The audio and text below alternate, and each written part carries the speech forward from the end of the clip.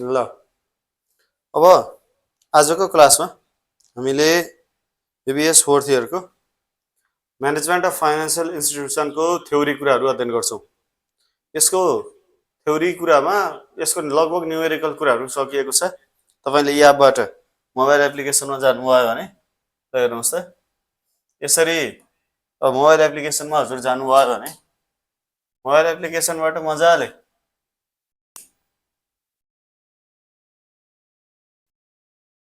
मजाले चाहिँ मोबाइल एप्लिकेसनमा गएर अब आफ्नो लगइन गरिसकेपछि एप्लिकेसनमा लगइन गरिसकेपछि है, एप्लिकेसनमा लगइन गरिसकेपछि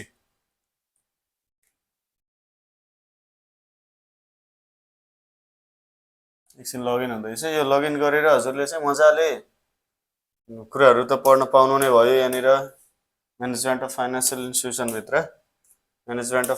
इन्स्टिट्युसनभित्र जाने र यहाँ भएको हरेक भिडियो हेर्ने है। पछाडि जोइन हुनुभएको, जहिले जस्तो हिजो आज भर्खर जोइन हुनुभएको छ भने पनि टेन्सन नलिने र यहाँनिरको हरेक भिडियोलाई प्रपरली हेर्ने काम गर्नु होला। जस्तो डिटर्मिनेन्ट्स अफ इन्ट्रेस्ट रेट छ, central bank and monetary policy, commercial bank, micro finance, सबै भिडियोहरू हेर्ने।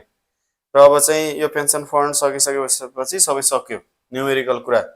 यहाँ भएको हरेक कुराले तपाईँले प्रपरली हेर्ने काम चाहिँ गर्नु पर्यो। र अब यसपछि अनि हाम्रो चाहिँ अब यो थ्योरी कुरा अध्ययन गर्छौँ।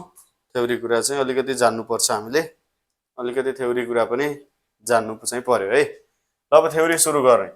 थ्योरीमा कस्तो कुरा छ भने नर्मल्ली तपाईँले जान्नुपर्ने, जस्तो थ्योरीमा जान्नुपर्ने कुरा के हो भन्दा म्यानेजमेन्ट अफ फाइनेन्सियल इन्स्टिट्युसन भनेको के हो, अनि योसँग रिलेटेड भेरिएबलहरू या रिलेटेड टर्महरू के छन्, मेनली चाहिँ टर्म बुझ्ने हो। अनि यसको टर्महरू क्लियरली बुझेपछि त्यसपछि आफूले एक्सप्लेनेसन गर्ने कुरा त छँदैछ, त्यसमा त टेन्सन हुँदैन।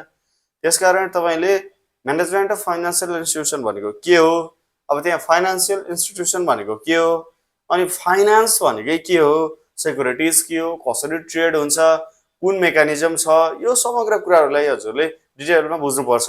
अनि त्यो बुझिसकेपछि अरू कुरा त सामान्य छँदैछ है। ल अब यसमा मैले केही क्वेसन एन्सरहरू गराएको छु र यो क्वेसनहरूलाई मानौँ कि तपाईँको इक्जाममा यसरी क्वेसन आयो भने तपाईँले कसरी सल्भ गर्ने। यहाँनिर चाहिँ एकदमै छोटोमा, जस्तो मैले तपाईँले यहाँनिर देखाएको यो क्वेसनहरू छ नि, यिनी क्वेसनको एन्सर सर्टमा छ। अब यसले हजुरले मजाले डेप्थमा एक्सप्लेनेसन गरेर लेख्न सक्नुहुन्छ। अब मैले चाहिँ यदि यस्तो आयो भने हजुरले कसरी गर्ने भन्ने कुरा चाहिँ लाइटली यहाँनिर तपाईँमा देखाउँदैछु। ल अब यसले हजुरले हेर्ने, जस्तो मानौँ यो तपाईँको फर्स्ट च्याप्टरमै फाइनेन्सियल इन्स्टिट्युसन के हो भनेर आउन सक्छ। अब फाइनेन्सियल इन्स्टिट्युसन भनेको के हो भनेर आयो भने तपाईँले धेरै टेन्सन लिनु पर्दैन। फाइनेन्सियल इन्स्टिट्युसन भनेको फाइनेन्सियल सर्भिस जसले प्रोभाइड गर्छ नि, फाइनेन्सियल सर्भिस जसले प्रोभाइड गर्छ त्यो खालको स्पेसलाइज्ड इन्टिटिज नै फाइनेन्सियल इन्स्टिट्युसन हो, जसमा फाइनेन्सियल सर्भिस के हुनसक्छ, लेन्डिङ हुनसक्छ, बोरोइङ हुनसक्छ, इन्भेस्टमेन्ट हुनसक्छ, वेल्थ म्यानेजमेन्ट हुनसक्छ। अब लगानी गर्ने, ऋण दिने होइन, र आफूले चाहिँ के गर्ने त वित्त सङ्कलन गर्ने र त्यसलाई प्रवाह गर्ने, समग्र कार्य क्रियाकलापहरू सञ्चालन गर्ने विशिष्टीकृत निकायलाई चाहिँ हामीले वित्तीय संस्था भनेर भन्छौँ। भनेर फाइनेन्सियल इन्स्टिट्युसन भनेको यो हो भनेर हजुरले भन्ने। अब यिनी च्यानलहरूले चाहिँ के गर्छन् भने फन्डलाई सेभरबाट बरोबरमा या सरप्लस युनिटबाट डेफिसिट युनिटमा चाहिँ फन्डको फ्लो गर्ने काम चाहिँ गर्छन् यिनीहरूले भनेर भन्नु पर्यो। अब यसले गर्दा इकोनोमिक एक्टिभिटी बढ्ने भयो, यो कुरा चाहिँ तपाईँले यति जान्ने हो है। अब भोलि मानौँ कि तपाईँले इक्जाम आयो कि वाट इज फाइनेन्सियल इन्स्टिट्युसन भनेर आयो भने, या यो कुरा तपाईँले जानिसकेपछि यही आउनै पर्छ भन्ने छैन। जुनसुकै क्वेसनमा पनि वित्तीय संस्था के हो त, ल यो हो, यिनीहरूले यस्तो यस्तो काम गर्छन् भन्ने तरिकाले हजुरले लेख्न सक्नुभयो। ल भन्ने लेन्डिङ, बोरोइङ, इन्भेस्टमेन्ट र वेल्थ म्यानेजमेन्ट गर्ने त्यस्तो, या यसलाई हामीले फाइनेन्सियल सर्भिस भन्छौँ। यस्तो खालको फाइनेन्सियल सर्भिस प्रोभाइड गर्ने है, फेसिलिटेट गर्ने विशिष्टीकृत निकाय स्पेसलाइज इन्टिटिज नै फाइनेन्सियल इन्स्टिट्युसन हो भनेर हजुरले बुझ्ने। अब यहाँनिर फाइनेन्सियल इन्स्टिट्युसनको टाइप्सहरू के छन् भनेर सोध्न सक्छ र यिनीहरू मेजर रोल इकोनोमीमा कस्तो खालको रोल प्ले गरेको छन्, अर्थतन्त्रमा यिनीको भूमिका कस्तो छ भनेर सोध्न सक्छ। अब पहिला टाइप्सको कुरा हेर्नुहोस्। टाइप्स एउटा छ डिपोजिटरी इन्स्टिट्युसन। डिपोजिटरी इन्स्टिट्युसन भनेको हामीले बुझ्ने ब्याङ्क, ब्याङ्कले के गर्छ त भन्दा पैसा पैसा छ नि, पैसा कम भएको युनिटबाट पैसा चाहिँ के अरे पैसा बढी भएकोले पैसा चाहिँ सङ्कलन गर्ने, डिपोजिट गर्ने र कम भएकोले त्यहाँबाट के गर्ने त ऋण ल्याउने। जस्तो ब्याङ्कले हामीले बुझ्छौँ, ब्याङ्कमा के गर्छौँ त तपाईँ हामीसँग यदि पैसा छ भने हामीले लगेर डिपोजिट गर्छौँ, यदि तपाईँ हामीसँग पैसा छैन भने हामीले त्यहाँबाट फन्ड बोरोइङ गरेर ऋणको रूपमा ल्याउँछौँ होइन। यो कुरा चाहिँ बुझ्ने हजुरले है, यो कुरा हजुरले बुझ्ने। र अब अर्को छ कन्ट्र्याक्चुअल इन्स्टिट्युसन। यस्तोमा चाहिँ जस्तो इन्सुरेन्सहरू र पेन्सनहरू, इन्सुरेन्स कम्पनी, पेन्सन फन्ड जस्ता विभिन्न करारी ल यति समयमा यस्तो तरिकाले तपाईँले भुक्तानी गर्नुभयो भने यति समयपछि निश्चित समय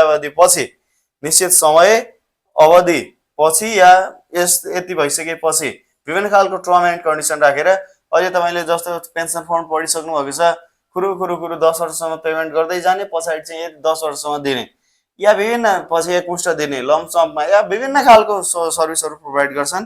त्यस्तो खालको वित्तीय त्यो पनि पैसाकै सेवा प्रवाह गर्ने संस्थालाई कन्ट्र्याक्चुअल इन्स्टिट्युसन भन्छौँ। यो पनि फाइनेन्सियल इन्स्टिट्युसनको एउटा टाइप छ। अब अर्को छ इन्भेस्टमेन्ट इन्टरमिडिएरिज। यसमा कस्तो हो भने जस्तो म्युचुअल फन्ड, इन्भेस्टमेन्ट ब्याङ्क जस्ता विभिन्न खालको संस्थाहरू जसले यो धेरैभन्दा धेरै मान्छेसँग छरिएर रहेको सानोभन्दा सानो पुँजीलाई एकीकृत गरेर हेज फन्डको थ्रुबाट या ठुलो ह्युज फन्डको थ्रुबाट इन्भेस्टमेन्ट गर्न सहयोग गर्छ। त्यस्तो खालको इन्भेस्टमेन्टहरूलाई, इन्भेस्टमेन्ट कम्पनीहरूलाई इन्भेस्टमेन्ट इन्टरमिडिएरिज भन्छौँ। ल अब यो त भयो। यसपछि यसको इकोनोमीमा फाइनेन्सियल इन्स्टिट्युसनको के छ त रोल, फाइनेन्सियल इन्स्टिट्युसन नभए हुँदैन भन्ने कुरालाई तपाईँले के बुझ्ने भने ब्याङ्क, वित्तीय संस्था, म्युचुअल फन्ड, इन्सुरेन्स कम्पनीहरू, विभिन्न खालको कोअपरेटिभहरू, इन्भेस्टमेन्ट ब्याङ्कहरू, इन्सुरेन्सहरू, यिनी सबै नभए हुँदैन या के छ त यिनीहरूको औचित्य भनेर चाहिँ हामीले यसको रोल्समा राख्ने हो। अब के छ त यिनीहरूको काम, मुख्यतया यिनीहरूको काम के छ ल हेर्नुहोस्। अब मुख्य काम के छ, एउटा सेभिङ मोबिलाइज गर्ने। जस्तो पहिला सेभिङ चाहिँ एक ठाउँमा एकीकृत गराउने र त्यसलाई विभिन्न सेक्टरमा चाहिँ मोबिलाइज गराउने, पोर्टफोलियोको थ्रुबाट विभिन्न सेक्टरमा मोबिलाइज गराउने, जसले गर्दा हरेक सेक्टरमा, विशिष्टीकृत सेक्टरमा पैसाको प्रवाह भएर फन्ड फ्लो भएर त्यहाँबाट भोलि चाहिँ त्यसले रेभेन्यू जेनेरेट गर्छ। अब अरू चाहिँ फेसिलिटेट पेमेन्ट सिस्टम। आजको दिनमा आज र अहिले भर्खर पनि हामीलाई के भइरहेछ त मैले यहाँनिर फोन चलाएको भरमा यहाँनिरबाट तपाईँले भन्नुहुन्छ मैले ट्याक्क यसो गर्छु, क्लिक गर्छु र क्लिक गरेको भरमा तपाईँकोमा पैसा आउँछ।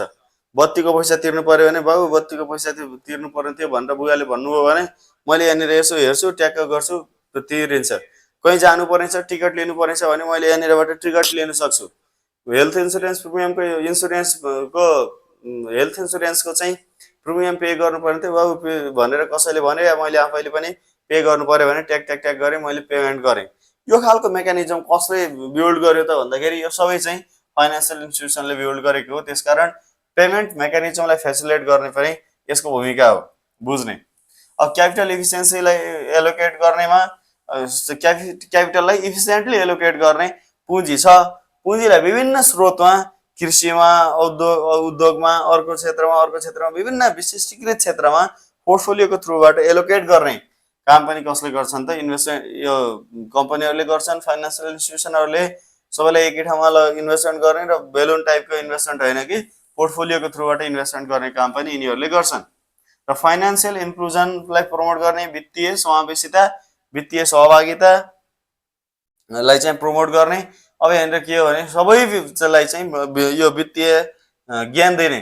जस्तो हामीले चाहिँ अब आज आएर हेर्दै गर्दा धेरै चाहिँ हरेक तपाईँको परिवारको हरेक सदस्यको ब्याङ्क खाता छ, बच्चाको पनि ब्याङ्क खाता छ, विभिन्न खालको टुल्स एन्ड टेक्निकहरूबाट। ल बच्चाहरूले महिनाको 2000 पाउने, वर्षको यति पाउने या वर्षको 4000 पाउने होइन, त्यो भनेर भए पनि कसरी हुन्छ आकर्षित गरेर चाहिँ ब्याङ्कसम्म खिच्ने काम गर्छ पहिला। अनि ब्याङ्कमा खिचिसकेपछि मेन कुरा भनेको खिच्नु हो। जब ब्याङ्कमा खिचिसकेपछि त्यहाँनिर लगानीको वातावरण बनाउने, बचतको बानी बसाल्ने। अनि जस्तो ब्याङ्कमा आउँदै नआउनु भन्दा ब्याङ्कमा खाता खोल्यो, खाता खोलिसकेपछि पैसै नआउनु भन्दा 10,000 पैसा राख्यो, 5,000 पैसा राख्यो।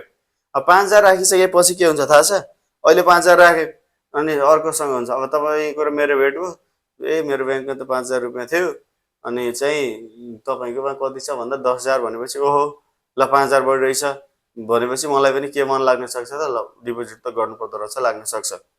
बैंक खाता खोल्ने बेला डिम्याट मेरो सेयर अकाउन्टहरू डिम्याटहरू खोलिदियो भने ए ल आइपिओ को बारेमा अलिकति ज्ञान दिएन ल हेर्नुहोस् यस्तो यस्तो हुन्छ ल आइपिओ भर्न मन लाग्न सक्छ स्लोली स्लोली 10-12 वटा आइपिओ भरिसकेर परेन भनेपछि स्लोली सेकेन्डरी मार्केटतिर प्रवेश गर्न मन लाग्न सक्छ अनि त्यसपछि त्यति गर्दै गर्दा यतातिर बैंकले आफ्नो विभिन्न प्रोडक्टहरूलाई एडभर्टाइज गरिरहेछ बोलाइरहेछ र बिक्री गर्न खोजिरहेछ यस्तो खालको कुरा छ तपाईले ल यो प्रोडक्ट एन्ड सर्भिस तपाईले लिनुपर्छ यस्तो खालको लोन फेसिलिटी छ या यस्तो खालको सेभिङ अपर्च्युनिटी छ या विभिन्न एबिसी भनेर चाहिँ आफ्नो प्रोडक्टहरू बेच्न सक्छ त्यही भएर बैंकमा ल्याउने काम र त्यसपछि विभिन्न बैंकिङ ज्ञानहरू दिने काम गर्छ तपाईलाई लाग्छ कि मैले त बीबीएस पढेको म त डन यो अब मलाई त यो पुरै बैंकिङ नलेज छ डेन्जर यो भन्ने लाग्न सक्छ तर एक्चुअलमा के छ भने तपाईले जुन समुदाय जुन गाउँमा यिनीहरुले बैंकिङ नलेजै छैन भन्नुहुन्छ नि उहाँहरुले पनि तपाईले या तपाईले भन्दा बढी बैंकिङ नलेज राख्नुहुन्छ बुझ्नुभयो नि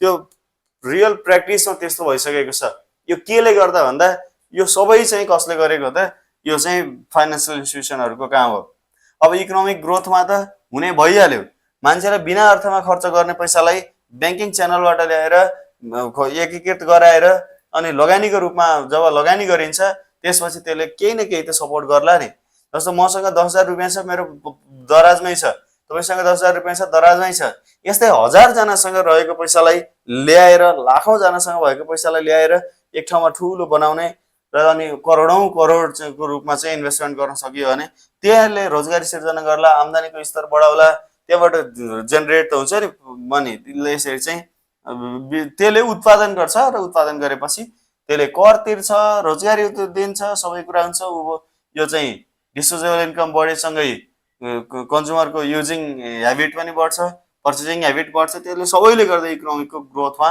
सपोर्ट पुग्छ र अब अर्को कुरा छ फाइनान्शियल सेक्युरिटी र रिस्क म्यानेजमेन्ट प्रोभाइड गर्छ अब मैले हेर्नुस् मैले मेरो खुद आँखाले देखेको छु एउटा विद्यालयको विभिन्न शीर्षकमा सङ्कलन भएको 2 लाख रुपैयाँ रहेछ त्यो 2 लाख रुपैयाँ चाहिँ त्यो विद्यालयको एउटा शिक्षकले राख्नु भएको रहेछ अकाउन्टेन्ट र शिक्षकले राति आएछन् र त्यो उहाँहरूलाई अब पिटेर चिथोरेर उहाँहरूलाई चाहिँ एकदमै के रे एकदमै नाजुक अवस्थामा पुर्याएर त्यो पैसा लिएर गएछन् अब यदि त्यो पैसा बैंकमा भएको भए उनीहरूले जति पिटे पनि जति जे गरे पनि गर्थे होला तर त्यो चाहिँ उनीहरूले लिन पाउँथेनन् अब पैसा लिन नपाउने भए त्यसो कुट्नको लागि कोही आउँथेनन् हैन यो खालको कुरा छ त्यो भएर यो पैसा त गयो फाइनान्शियल सेक्युरिटी कसले प्रोभाइड गर्छ बैंकले र रिस्क म्यानेजमेन्टमा रिस्क जुन थियो त्यस्तो खालको रिस्कहरु म्यानेजमेन्ट नै हो चोरिने हराउने अरु हुने र लगानी गरेर अब रिटर्न आउने हुँदाखेरि यसलाई चाहिँ सबै कामहरु के हो त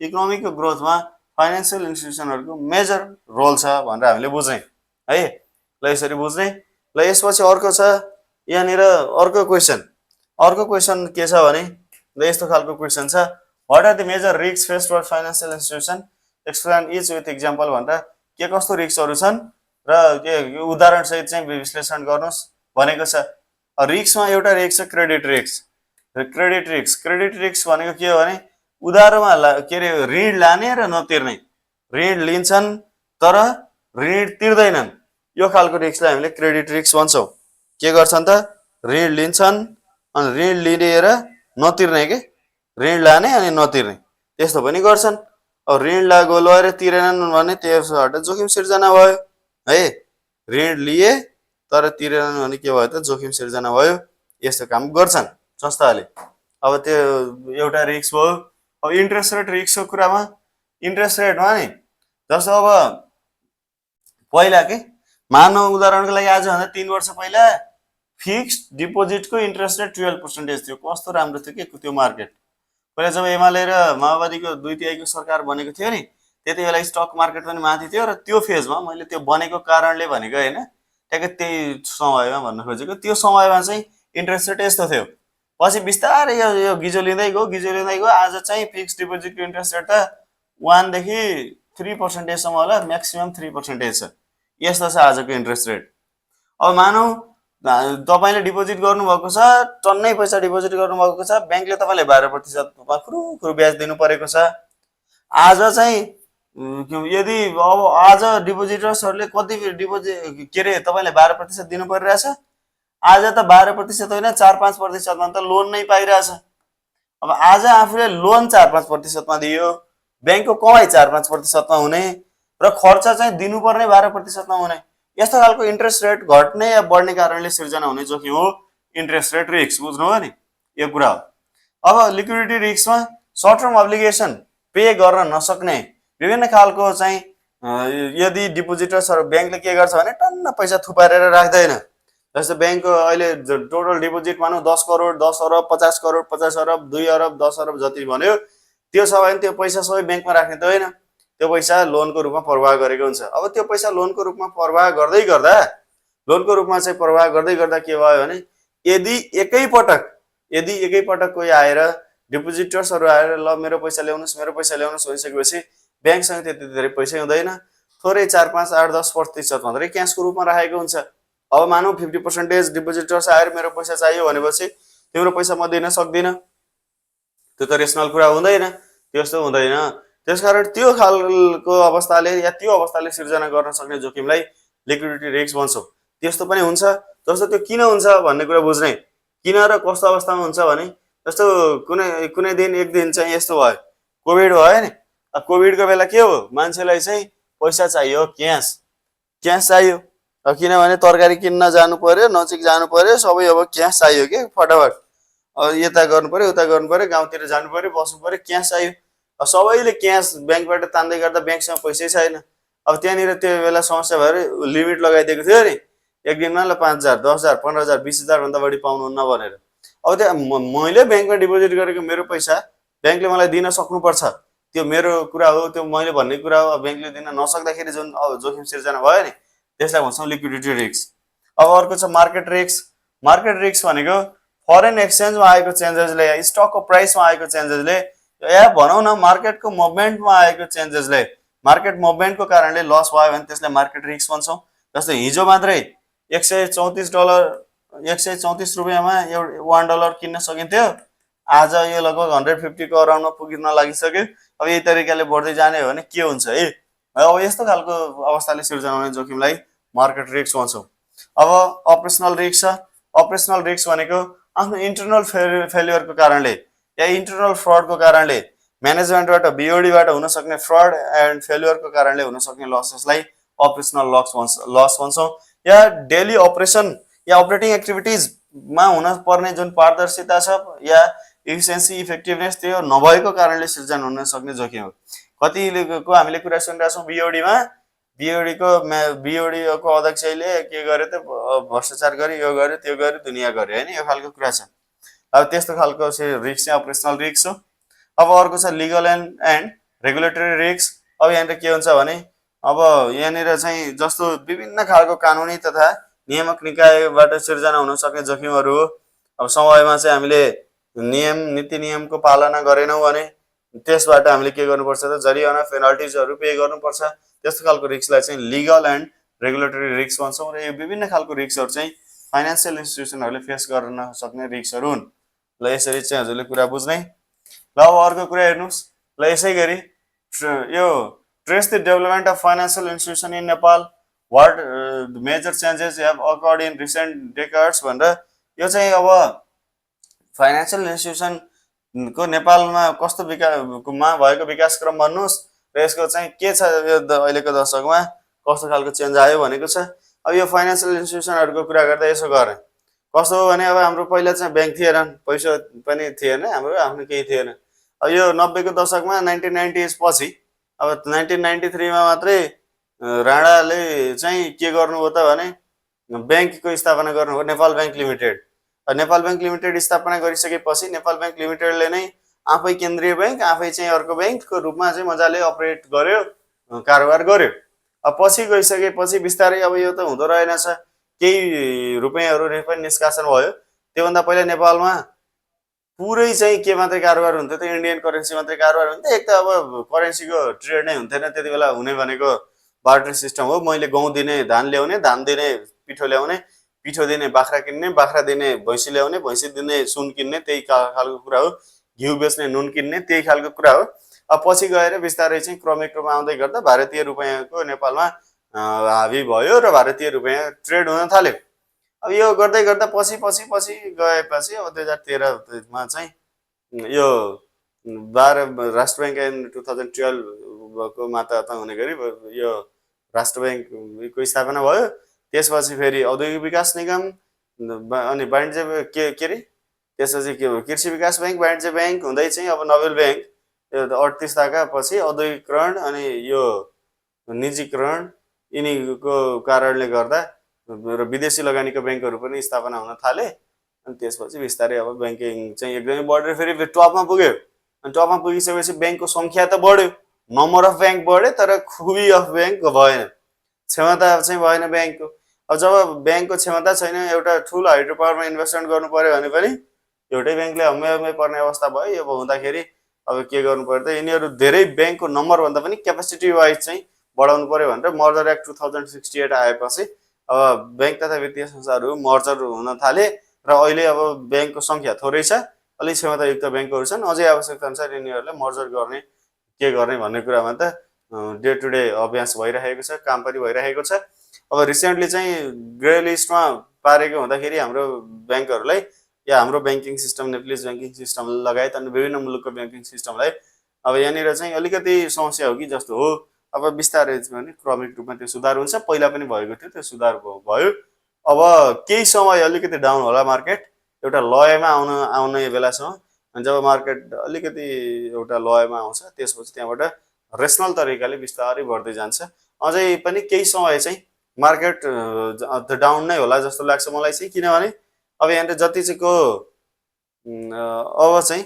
अब कस्तो छ भने जतिको चाहिँ यो इलिगल भनेको छौँ या के भनेको छौँ, भ्रष्टाचारबाट भनेको छौँ, यो जे पैसा छ त्यो पैसाहरूमा अब केही यता त्यता हुँदाखेरि त्यहाँबाट मार्केटबाट धेरै पैसा चाहिँ गायब हुनेवाला छ।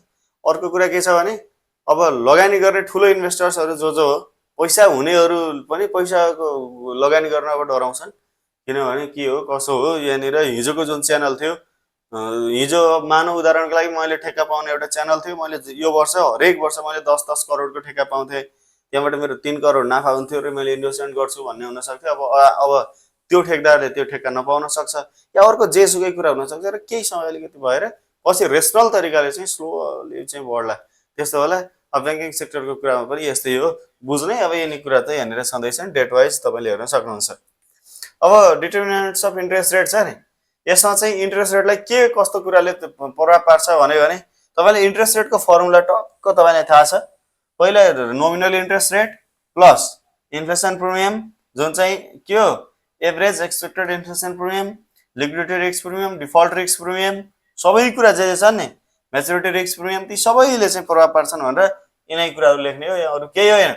Inflation, real risk free rate, default risk premium, liquidity risk premium, maturity risk premium र इसेन्सियल प्रोभिजन जस्तो कलेबिलिटी, कन्भर्टेबिलिटी, यस्तो कुराहरूले पनि इफेक्ट गर्छन् भनेर भन्ने हो। यो एकदम बेसिक कुरा है, यो हजुरले भन्ने हो ल। अब यसपछि अर्को कुरा छ लोनेबल फन्ड थ्योरी के हो, यसले चाहिँ इन्ट्रेस्ट रेट डिटरमाइनमा कसरी हेल्प गर्छ भनेको छ। लोनेबल थ्योरी भनेको के हो भन्ने कुरामा तपाईँले बुझ्ने, यहाँ चाहिँ कस्तो हो भने यसले के व्याख्या गर्छ भने इन्ट्रेस्ट रेट चाहिँ यो फन्डको डिमान्ड र सप्लाईको कारणले चाहिँ डिटरमाइन हुन्छ, या फाइनेन्सियल मार्केटमा वित्तीय बजारमा फन्डको डिमान्ड कस्तो छ र सप्लाई कस्तो छ भन्ने कुराले इन्ट्रेस्ट रेट डिटरमाइन हुन्छ भनेर भन्छ यसले है। अब सप्लाई यति कुरा हो, अब बाँकी कुरा हजुरले लेख्न सक्नुहुन्छ। अब term structure of interest rate and critically discuss the theories that explain its shape भनेको छ। अब यो टर्म स्ट्रक्चर अफ इन्ट्रेस्ट रेटमा हामीले इन्ट्रेस्ट रेट कस्तो हुन्छ भन्ने कुरा बुझ्ने हो। यसको के छ भने खासमा यसमा चाहिँ के एउटा अनबाइस्ड एक्सपेक्टेसन थ्योरी छ। यसमा लङ टर्मको रेटहरू सर्ट टर्मको भन्दा चाहिँ बढी हुन्छ भनेर, सर्ट टर्म सेक्युरिटिजहरूको इन्ट्रेस्ट रेट भन्दा लङ टर्मको इन्ट्रेस्ट रेट बढी हुन्छ भनेर भन्छ अनबाइस्ड एक्सपेक्टेसन थ्योरीले। लिक्विडिटी प्रिफरेन्स थ्योरीले सर्ट टर्म सेक्युरिटिजलाई इन्भेस्टरले प्रिफर गर्छ, किनभने इन्भेस्टर्सले लङ टर्ममा भोलि पर्सि के हुन्छ भन्दा पनि इन्स्ट्यान्ट चाहिँ मलाई रिटर्न चाहियो भन्ने हुनाले इन्भेस्टर्सले फेरि सर्ट टर्म सेक्युरिटी चाहिँ इन्भेस्टमेन्ट गर्न खोज्छन्। त्यसकारण लङ टर्ममा लगानी गर्न नखोजेको कारणले अब लङ टर्ममा लगानी गर्नुहोस् भनेर अलिकति बढी इन्ट्रेस्ट रेट दिने र लङ टर्ममा चाहिँ लगानी गर्नुहोस् भन्नको लागि लङ टर्ममा प्रिमियम एड गरिन्छ भन्छ। मार्केट सेगमेन्टेसन थ्योरीले चाहिँ Different investors operate in different maturity segment and rate depend on supply demand in those segment भनेर यो यसरी लङ टर्मकै बढी हुन्छ भन्ने पनि छैन, सर्ट टर्मकै कम हुन्छ भन्ने पनि छैन र इन्भेस्टर्सले सबैले सर्ट टर्म नै सेक्युरिटिज प्रिफर गर्छन् भन्ने पनि छैन, हाइब्रिड तरिकाले गर्न सक्छन् भन्छ यो चाहिँ मार्केट सेगमेन्टेसन थ्योरीले। ल यो कुरा बुझ्ने। अब यो market central bank and monetary पोलिसीमा सेन्ट्रल ब्याङ्क के हो, मोनेटरी पोलिसी बुझ्ने, अनि सेन्ट्रल ब्याङ्कको काम के छ भनेर सेन्ट्रल ब्याङ्क एक्ट नै हजुरले एकपटक पल्टाउने र त्यसपछि मोनेटरी पोलिसीको कुरामा major provision of monetary policy अहिलेको वर्षको। ल यसरी मोनेटरी पोलिसी अब जतिले तपाईँले यो भिडियो हेर्दै हुनुहुन्छ या अहिले तपाईँले पढ्दै हुनुहुन्छ यही वर्षको चाहिँ मोनेटरी पोलिसीको मेजर प्रोभिजनहरू सर एकपटक हेर्ने या र त्यति गरे भइहाल्यो, अरू यसको लागि धेरै केही पर्दैन। अनि मोनेटरी पोलिसीको टुल्समा open market operation, discount rate, reserve requirement, यिनी कुराहरू त तपाईँलाई थाहा छ। अब कमर्सियल ब्याङ्कमा कमर्सियल ब्याङ्क भनेको के हो, ब्याङ्क तथा वित्तीय संस्था सम्बन्धी ऐन 2073 अन्तर्गत 73 को दफा 49 को क अन्तर्गत काम गर्ने ब्याङ्क त संस्थालाई चाहिँ यो वाणिज्य ब्याङ्क भनिन्छ भन्ने, यिनीहरूको काम के छ भनेर त्यही दफा 49 को क हेर्ने, सेक्सन 49 को ए सब सेक्सन ए हेर्ने र कमर्सियल ब्याङ्कले के काम गर्छन् त्यति हेरे भयो, अरू त थियो यसको न्युमेरिकल छँदैछ। अब कमर्सियल ब्याङ्कको ब्यालेन्स सिटमा पनि तपाईँले यसको लागि अब हेर्नु पर्यो ब्यालेन्स सिट। ब्यालेन्स सिट यहाँनिर मैले आइटम्स लेखेको यति हेरेर हुँदैन, तपाईँले ब्यालेन्स सिट नै कम्प्लिट हेर्ने, मजाले ब्यालेन्स सिटमा के आइटम छन् भनेर 21 वटा जति आइटम अझै बढी छन्, त्यो सबै एसेट्स एन्ड लायबिलिटिजको आइटम्सहरू हेरेर पढ्ने। र क्यापिटलको कुरामा क्यापिटल एडुकेसी, कमर्सियल ब्याङ्कको क्यापिटल एडुकेसी के हो, बासेल 3 को प्रोभिजन के छन् भनेर यो चाहिँ हजुरले हेर्नु पर्यो। अब यसमा चाहिँ क्यापिटल एडुकेसीमा हाम्रो दुईटा कुरा भयो, एउटा के हो त टियर 1 क्यापिटल र टियर 2 क्यापिटल। अब टियर 1 क्यापिटल र टियर 2 क्यापिटलमा टियर 1 क्यापिटल र टियर 2 क्यापिटलमा के अब टियर 1 भित्र के पर्छ, टियर 2 भित्र के पर्छ त्यो तपाईँले जान्ने, अनि बाँकी कुरा छँदैछ। अब क्यापिटल एडुकेसी रेसियो कसरी आउँछ भन्दै गर्दा total capital divided by total risk weighted assets, त्यो त हजुरलाई थाहा छँदैछ। माइक्रो फाइनान्स के हो, नर्मली माइक्रो फाइनान्स बुझ्नु पर्यो, अनि यसको सिग्निफिकेन्स र प्रिन्सिपल यो पनि तपाईँले बुझ्ने है। अब यसै गरी सेभिङ एन्ड क्रेडिट कोअपरेटिभको पनि नर्मली अलिकति कुरा बुझ्दा हुन्छ। इन्सुरेन्स कम्पनीको डिटेलमा न्युमेरिकलमै कुरा हुन्छ, इन्सुरेन्स के हो, types of insurance company, life insurance and non life insurance, यति बुझे यसको लागि भइहाल्यो। अलिअलि त तपाईँले मिलाएर लेख्न पनि सक्नुहुन्छ। अनि बिमा समितिको रोल एन्ड रेस्पोन्सिबिलिटिजहरू के छ, यसको काम कर्तव्य के हो, बिमा समिति भनेको के हो बुझ्ने र यसको काम कर्तव्य के छ यति तपाईँले बुझ्नु होला। र इन्भेस्टमेन्ट कम्पनी एन्ड हेज फन्डमा म्युचुअल फन्ड के हो भन्नेमा मैले जुन ग्राफ डायग्राम नै गराएको छु, यता धेरै सानसानो मान्छेले थोरै पैसा एउटा फन्डमा जम्मा गरेको र पोर्टफोलियोमा लगानी गरेको, त्यहाँबाट ल्याइसकेपछि केही खर्चहरू आफूले राखेर अनि बचेको यता फिर्ता गरेको, त्यो डायग्राम गराएर विश्लेषण गरिदिनुहोस्। त्यसपछि पेन्सन फन्डमा अब यहाँनिर डिफाइन्ड बेनिफिट र डिफाइन्ड कन्ट्रिब्युसनको कुरा बुझे भइहाल्छ, अरू धेरै टेन्सन लिनु पर्दैन है। अनि अर्को कुरा छ investment bank and securities form, यसको थ्योरी मात्रै हो, यसबाट एउटा थ्योरी आउन सक्छ। अब यसमा चाहिँ इन्भेस्टमेन्ट ब्याङ्कले के सर्भिस प्रोभाइड गर्छन्, इन्भेस्टमेन्ट ब्याङ्क एन्ड सेक्युरिटिज फर्मले भनेर तपाईँले बुझ्ने हो। अब इन्भेस्टमेन्ट ब्याङ्क भनेको के हो भने यो लगानी गर्नको लागि सहजीकरण गरिदिने एउटा यो प्रोसेस गरिदिने प्रोसेसिङ या मिडिएटरिज जस्तो हो कि प्रोसेसिङ गरिदिने संस्था जसले चाहिँ मिडिएटरिजको काम गर्छ। अन्डरराइटिङ भनेको यसमा लगानी गर्ने कि नगर्ने भनेर अध्ययन विश्लेषण गर्ने प्रोसेस हो अन्डरराइटिङ भनेको। मर्जर एन्ड एक्विजिसन गर्ने कि नगर्ने एडभाइजरीको रूपमा चाहिँ यसले काम गर्छ। सेक्युरिटी फर्म भनेको त स्टक ब्रोकरेज भइहाल्यो, मार्केट जसले बनाउँछ एसेट्स म्यानेजमेन्टको कुरा हो। नेपालमा चाहिँ यिनीहरू सिबोनको कन्ट्रोलमा छन् है। अनि नेपाल स्टक एक्सचेन्ज चाहिँ लाइसेन्स्ड ब्रोकर अपरेट गरिरहेछन्। यो नेपाल स्टक एक्सचेन्जको सिबोनमा चाहिँ ब्रोकरहरूले अपरेट गरिरहेछन्, यसरी चाहिँ गरिरहेछन्। के गर्नको लागि भने to ensure transparency, protect investors and prevent यो मेल प्र्याक्टिसेस। अब यति कुरामा तपाईँले यसो हेर्ने बुझ्ने काम गर्नु पर्यो। अब तपाईँसँग क्वेसन ब्याङ्क पनि छ, एकपटक के गर्ने भने त्यो क्वेसन ब्याङ्कबाट एकपटक हजुरले के गर्ने भने क्वेसन ब्याङ्कबाट टक्क क्वेसनहरू छन् नि, त्यो क्वेसनहरूलाई आफूले हेर्ने एकपटक, अनि क्वेसनहरू हेर्ने, क्वेसनहरू हेरिसकेपछि अब त्यो क्वेसनहरू छन् नि जुन जुन, अनि त्यो क्वेसनहरूलाई मजाले प्रपरली एकपटक हेर्ने, जान्ने बुझ्ने काम पनि गर्ने है। त्यो क्वेसनहरू हेर्ने, जान्ने बुझ्ने काम गर्ने। अनि यस्तो टाइपको क्वेसन आउँदो रहेछन् भने आफूलाई थाहा हुन्छ कि अनि यस्तो टाइपको क्वेसन आउँछन् भन्ने आफूलाई थाहा भयो भने त्यस्तो टाइपको क्वेसनहरू आफूले सल्भ गर्ने महत्त्वपूर्ण छन् भनेर है त। ल क्वेसन रिपिट हुन सक्छ, त्यो रिपिट भइहाल्छन् क्वेसनहरू, त्यस्तै खालको क्वेसन आउँछन् र थ्योरी कुरालाई पनि हेर्नुस् र मुख्यतया हजुरले अब यापमा भएको हरेक भिडियो न्युमेरिकल भिडियोलाई हेर्ने, हरेक न्युमेरिकल भिडियो हेर्नु पर्यो है, हरेक न्युमेरिकल भिडियो हेर्ने अनि प्लस अब एडिसनल थ्योरी त छँदैछ, थ्योरी पनि हेर्नुस्। म्यानेजमेन्ट अफ फाइनान्सियल इन्स्टिट्युसनमा थ्योरी पनि केही मार्क्समा आउँछ, यसमा 10 मार्क्स एउटा थ्योरी कम्पलसरी गर्न पर्ने हुनसक्छ, यो भएन भने 15 मार्क्स एउटा कम्पलसरी गर्ने त हुन्छ। त्यो भएर आउन त 2 देखि 3 वटा नै 10 मार्क्सको थ्योरी आउन सक्छन्। त्यसकारण हजुरले बडो गजबले बडो ध्यान दिएर अध्ययन गर्ने काम गर्नु होला। बाँकी क्लासको अपडेटहरू त हजुरको ग्रुपहरुमा आउँछ नै।